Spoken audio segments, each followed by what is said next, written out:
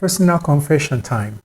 I hope this message is an encouragement to somebody out there who is just like me.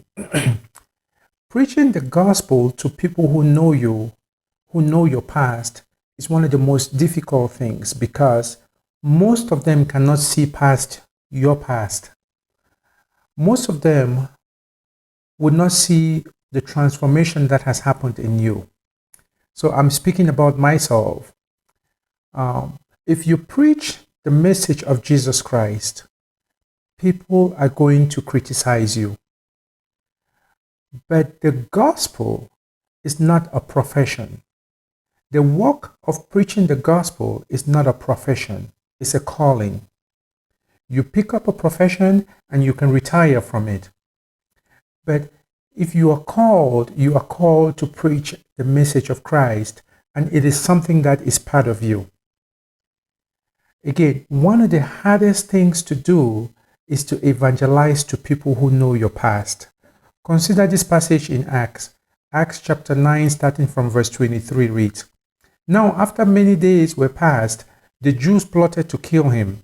But their plot became known to Saul, and they watched the gates day and night to kill him. Then the disciples took him by night and let him down through the wall in a large basket." Verse 26.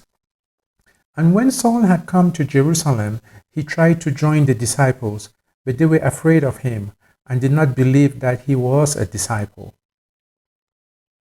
Again, it is very difficult to preach the message of God, the gospel of Jesus Christ, to people who know your past. But don't let that stop you if that is your situation.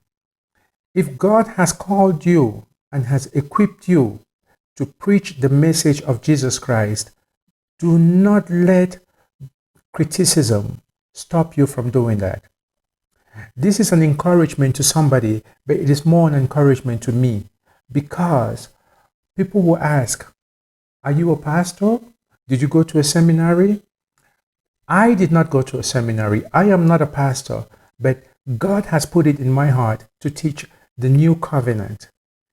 That is going to benefit somebody.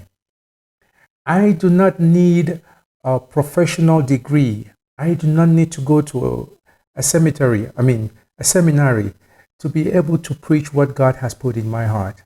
So if you are out there and you're doubting if God has called you to preach or not, just listen to the word. Listen to your heart. If God has put it in your heart to preach the gospel, use whatever platform you have.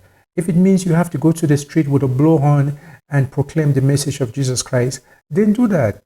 If it means you have to get on Facebook, Instagram, Twitter, TikTok, or any of the free platforms that are out there, do so. You do not need a professional degree to tell people about the message of the good news of the gospel.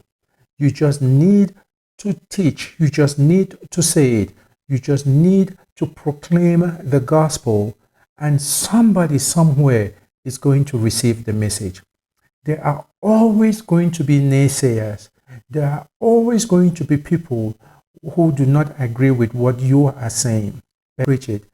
Preach the word in and out of season.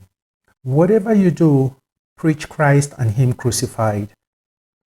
They crucified Jesus Christ, they're going to crucify you. The message we just read about Paul, who was killing Christians, had come now to try and preach the message of the gospel with them, and they doubted him. If they doubt Paul, they're going to doubt you. But that did not stop the Apostle Paul.